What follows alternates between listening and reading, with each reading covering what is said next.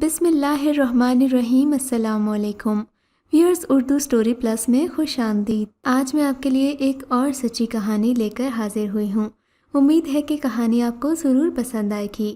کہانی پسند آنے کی صورت میں اس ویڈیو کو لائک کیجیے اور اس طرح کی مزید کہانیاں سننے کے لیے ہمارے چینل اردو سٹوری پلس کو سبسکرائب کیجیے۔ جس روز رزلٹ آیا تھا، ہم سبھی کو امید تھی کہ ساجد اچھے نمبروں سے پاس ہو جائے گا، کیونکہ والد صاحب نے اس کی ٹیوشن کے لیے کافی زیادہ انتظامات کیے تھے تاکہ وہ 8ویں میں رہ نہ جائے۔ ساجد کو پڑھائی سے دلچسپی نہیں تھی، وہ پڑھنے سے جی چراتا تھا، مگر امی ابو اس کو روزانہ ڈانٹ ڈپٹ کر اسکول بھیج دیا کرتے۔ اس کے کلاس ٹیچر سے رابطہ رکھتے، جس نے ان کو ٹیوشن کا مشورہ دیا، مگر کیونکہ میرے بھائی کی توجہ کلاس میں پڑھائی پر مذکور نہیں تھی تو ٹیوشن پڑھانے والے والد صاحب کے ایک شاگرد آیا کرتے تھے جو محکمہ تعلیم سے وابستہ تھے۔ 1 گھنٹہ روزانہ بڑی توجہ اور محنت سے پڑھاتے، لہٰذا والدین مطمئن ہو گئے کہ ان کا بیٹا پوزیشن نہیں لے سکا تو کلاس میں بہتر طالب علم ہو گیا ہے۔ مگر جب رزلٹ آیا تو سب گھر والوں کی امیدوں پر پانی پھر گیا۔ ساجد بری طرح فیل ہو گیا تھا، والدہ سکتے میں رہ گئیں، ابو کی امیدوں پر پانی پھر گیا۔ ان کا غم و غصہ دیدنی تھا۔ امی نے بیٹے کو ڈانٹا، ابو نے چھڑی سے دھنک کر رکھ دیا، بہت برا بھلا کہا کہ تم کبھی زندگی میں کامیاب نہیں ہو سکتے، کبھی آفیسر نہیں بن سکو گے، ریڑھی لگاؤ گے، آلو چھولے بیچو گے، خاندان کا عزت اور ناموس خاک میں ملانے والی اولاد ہو۔ تمہارے ماموں چچا سب آفیسر ہوئے، میں بھی ریٹائرڈ آفیسر ہوا، اور تم جو کہ میرا واحد سہارا ہو، تم نے اس قدر مایوس کیا کہ جی چاہتا ہے خودکشی کر لوں۔ غرض اس روز والد نے اس قدر غصہ کیا کہ بالآخر مجھے اور امی کو ان کی منت کرنا پڑی کہ اب غصہ ختم کریں، اس قدر غم نہ کریں کہ دل پر اثر ہو جائے۔ والد دل کے مریض تھے، ان کے لیے اس قدر غم و غصہ باعث نقصان تھا۔ وہ اس روز بغیر ناشتہ کیے گھر سے نکل گئے۔ ساجد کافی دیر روتا رہا، امی نے بھی نہ منایا کیونکہ فیل ہونے کا صدمہ تھا۔ تھوڑی دیر سسکنے کے بعد وہ میرے پاس آیا اور کہا، اچھی آپی، میں جا رہا ہوں، لیکن تم پریشان نہ ہونا، کہیں گم ہونے نہیں جا رہا، نانا نانی کے پاس جا رہا ہوں امی ابو کی شکایت کرنے۔ یہ نئی بات نہیں تھی، ایک بار پہلے بھی اسی طرح امی سے روٹھ کر وہ نانی کے گھر جا پہنچا تھا۔ اسے راستے کا پتہ تھا، ہمارے شہر سے نانی کے گاؤں سیدھی بس جاتی تھی، صرف آدھ گھنٹے کا راستہ تھا۔ نانی اماں ساجد سے پیار کرتی تھیں، بچپن سے ہی چند سال اپنے پاس سنبھال کر رکھا تھا، اس لیے اسے نانی اماں کے گھر کی بہت کشش رہتی تھی، اور چھوٹی خالہ تو اس پر جان چھڑکتی تھیں۔ میں نے ساجد کو کہا، بھائی تم نانی کے گھر مت جایا کرو، امی پریشان ہوں گی۔ وہ بولا، آپی آپ کو قسم ہے امی کو ابھی مت بتانا ورنہ مجھے جانے نہیں دیں گی۔ بھائی کی التجا سن کر مجھے ترس آ گیا، تم جاؤ گے کیسے؟ کیا تمہارے پاس کرائے کے پیسے ہیں؟ بولا، نہیں، میں کچھ کر لوں گا۔ میں نے اسے پیسے دیے تو وہ گھر سے نکل گیا۔ اس کے جانے کے آدھ گھنٹے بعد میں نے امی کو بتایا کہ بھائی نانی اماں کے گھر چلا گیا ہے۔ میرا اندازہ تھا کہ وہ وہاں پہنچ گیا ہوگا، ابو نے مارا تھا، ماں نے برا بھلا کہا تھا، وہ رنجیدہ تھا اسی لیے جانے دیا، وہ پہلے بھی کئی بار جا چکا تھا۔ اس روز ابو شام کو 5 بجے گھر لوٹے۔ امی نے بتایا کہ میں نے ساجد کو بہت مارا ہے، دل برداشتہ ہو کر نانی کے گھر چلا گیا ہے، اب آپ جا کر اسے لے آئیے ورنہ میرا دل بے چین مجھے ملامت کرتا رہے گا۔ والد بھی بیٹے کو مار پیٹ کر چکے تھے، شاید ان کا دل بھی ملامت کر رہا تھا۔ فوراً بھائی کو لینے گھر سے نکل گئے۔ 2 گھنٹے بعد واپس آئے تو پریشان تھے، بولے، نادیہ کی ماں، ساجد تو وہاں نہیں گیا، پھر وہ کہاں چلا گیا؟ ہم سبھی پریشان ہو گئے۔ والد صاحب نے بیٹے کی تلاش شروع کر دی، تھانے میں بھی رپورٹ درج کروائی، ہر جگہ ڈھونڈا، مگر کوئی سراغ نہیں ملا۔ رو رو کر میری ماں کی حالت غیر ہو گئی تھی، وہ خود کو کوس رہی تھی کہ کون سا برا وقت تھا جب ماں باپ دونوں نے مل کر اس بیچارے کو مارا۔ میں خود اپنے پیارے بھائی کے لیے تڑپ رہی تھی، خود کو ملامت کر رہی تھی کہ میں نے اسے کیوں جانے دیا، مجھے کیا خبر تھی کہ وہ گم ہو جائے گا۔ ساجد جب سے گھر روانہ ہوا تو سیدھا اڈے چلا گیا، مگر بدقسمتی سے غلط بس میں سوار ہو گیا، کیونکہ پریشانی کی وجہ سے وہ اپنے حواسوں میں نہیں تھا۔ اس طرح وہ نواب خان چلا گیا۔ جب بس خالی ہو گئی، کنڈکٹر نے اسے بھی اترنے کا کہا۔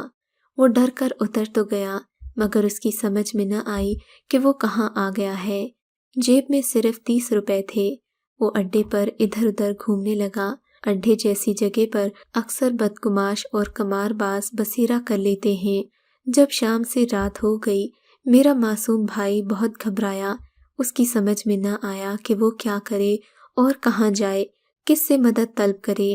تبھی ایک تاڑ باز جو کافی دیر سے اسے پریشان حال دیکھ رہا تھا، اس کے پاس آیا اور کہنے لگا، لڑکے تم نے کدھر جانا ہے؟ کافی دیر سے پریشان گھوم رہے ہو، مجھے بتاؤ تاکہ میں تمہاری مدد کروں۔ میرے بھولے بھائی نے بتایا کہ غلطی سے دوسری بس میں سوار ہو گیا اور نواب خان آ گیا۔ اس میں پریشان ہونے والی کون سی بات ہے؟ اب تو بس جا چکی ہے، میں تمہیں کل اپنے شہر کی گاڑی میں بٹھا دوں گا۔ میں بس کنڈکٹر ہوں، تم فکر مت کرو، میرے ساتھ چلو۔ آج رات میرے تم مہمان ہو۔ ڈوبتے کو تنکے کا سہارا، ساجد اس کے ساتھ چل دیا۔ وہ اسے کسی دور جگہ پر لے گیا، ایک کوٹری میں بٹھایا، کھانا جو اڈے سے خرید لیا تھا کھلایا اور سو جانے کا کہا۔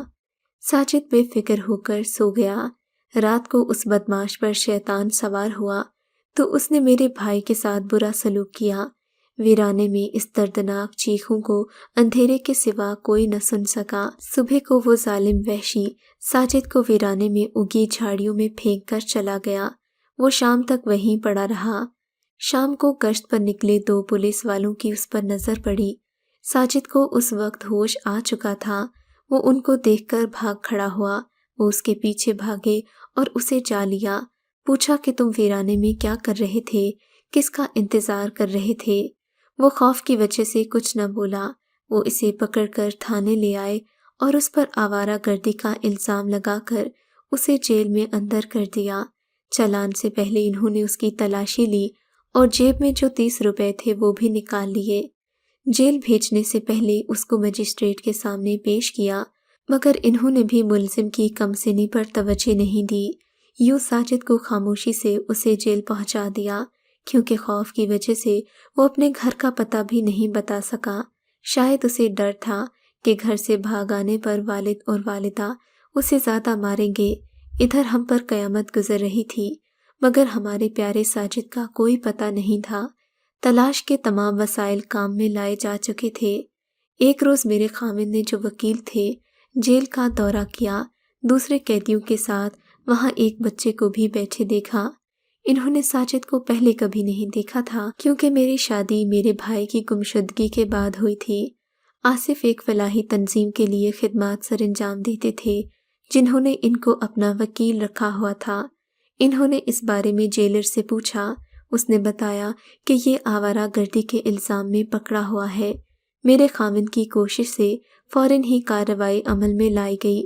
اگلے دن ساجد کو ہتھکڑیاں پہنا کر جج صاحب کی عدالت میں پیش کر دیا گیا۔ اس طرح کہ یہ نحیف لڑکا ہتھکڑیوں کا وزن بھی نہیں اٹھا سکتا تھا۔ اس صورتحال کو دیکھ کر جج صاحب بھی ششدر رہ گئے۔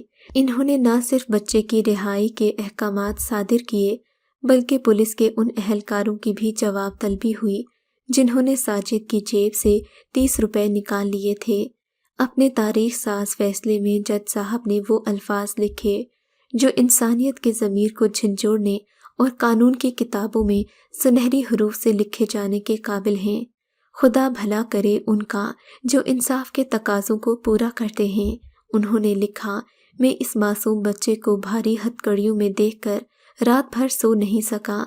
نہ جانے وہ اعلیٰ آفیسران اس کی قید کے احکامات پر دستخط کرنے کے بعد رات گھر جا کر سو کیسے گئے۔ اللہ ان جج صاحب کو اور بھی عزت اور توقیر دے جن کے فیصلے نے عدالت کی عظمت کو قائم رکھا اور میرے بھائی جیسے کم سن معصوم اور بے گناہ بچوں کے لیے فرشتہ رحمت بنے۔ ہم نے اس معزز جج کو دل سے عمر درازی کی دعائیں دیں۔ جب تک اماں زندہ رہیں ان کے لیے ہر نماز کے بعد دعا کرتی رہیں۔ کسی ریاست اور مملکت کا نظام اگر انصاف مہیا نہ کر سکتا تو وہ ریاست بھی تادیر قائم نہیں رہ سکتی۔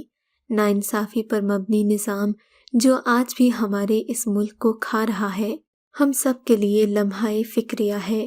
میرا بھائی اس کے بعد گھر تو آ گیا، مگر اب بھی وہ گمسم رہتا ہے۔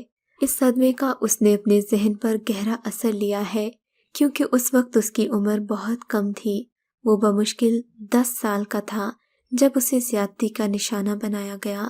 والدین سے یہی کہوں گی، اپنے بچوں کی حفاظت کریں، انہیں مجبور نہ کریں کہ وہ آپ کا گھر چھوڑ کر دربدر ہو جائیں۔ اگر آپ کو یہ کہانی اچھی لگی ہے تو ہماری ویڈیو کو لائک کیجیے اور اس طرح کی مزید کہانیاں سننے کے لیے ہمارے چینل کو ضرور سبسکرائب کریں۔